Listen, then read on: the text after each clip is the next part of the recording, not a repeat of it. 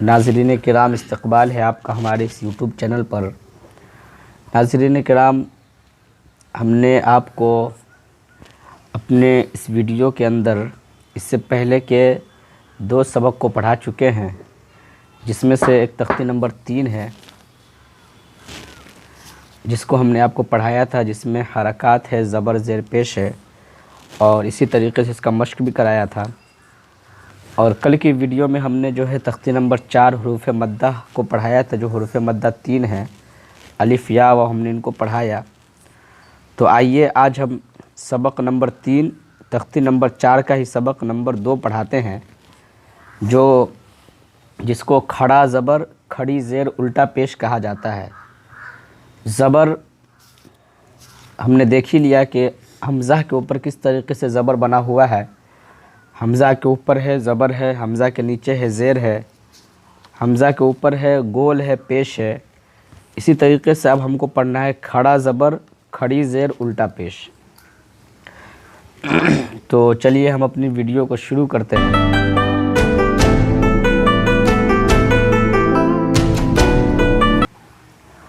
بسم اللہ الرحمن الرحیم۔ کھڑا زبر کھڑی زیر الٹا پیش، کھڑا زبر کھڑی زیر الٹا پیش، ان تینوں کو بھی حروف مدہ کی طرح تھوڑا کھینچ کر پڑھنا چاہیے۔ ان تینوں کو بھی حروف مدہ کی طرح تھوڑا کھینچ کر پڑھنا چاہیے۔ کھڑا زبر برابر ہوتا ہے الف مدہ کے، جیسے با کھڑا زبر با برابر ہے با الف زبر با کے۔ ہم نے پچھلے سبق میں پڑھا تھا تختی نمبر 4 حروف مدہ۔ حروف مدہ میں ہے حمزہ الف زبر آ، اس کو کھینچ کر پڑھنا ہے۔ اسی طریقے سے اگر کہیں پہ حمزہ کھڑا زبر آ ہے تو دونوں کو برابر پڑھنا ہے، گویا کہ دونوں سیم ہی چیز ہے، لیکن وہاں پہ الف سے پہلے حمزہ سے پہلے الف ہے اور یہاں پہ کھڑا زبر ہے۔ اس کا مشق ہم اس طریقے سے کریں گے: حمزہ کھڑا زبر آ، با کھڑا زبر با۔ پچھلے سبق میں ہم نے پڑھا تھا حمزہ الف زبر آ، یہاں پڑھیں گے حمزہ کھڑا زبر آ، با کھڑا زبر با، تا کھڑا زبر تا۔ اسی طریقے سے ہم یا تک اس کو پورا سبق کو پڑھیں گے۔ مشق، نیچے کے سبق کو مشق کرتے ہیں۔ حمزہ کھڑا زبر آ، دال زبر د، آد، میم زبر م، آدم۔ اس میں صرف حمزہ کو کھینچنا ہے، دال اور میم کو بالکل بھی نہیں کھینچنا ہے۔ آمن، حمزہ کھڑا زبر آ، میم زبر م، نون زبر ن، آمن۔ حمزہ کو کھینچنا ہے، میم اور نون کو نہیں کھینچنا ہے۔ مالکی، میم پہ کھڑا زبر ہے تو میم کو کھینچنا ہے، میم کھڑا زبر ما، لام زیر لی، کاف زیر کی، مالکی۔ ابواہ، حمزہ زبر ا، با زبر ب، واو کھڑا زبر و، ابوا، ہا پیشو۔ اس میں صرف واو کو کھینچنا ہے کیونکہ واو کے اوپر کھڑا زبر ہے، اس لیے ابواہ۔ سماواتی، اس میں میم اور واو کو کھینچنا ہے اور سین کو اور تا کو نہیں کھینچنا ہے۔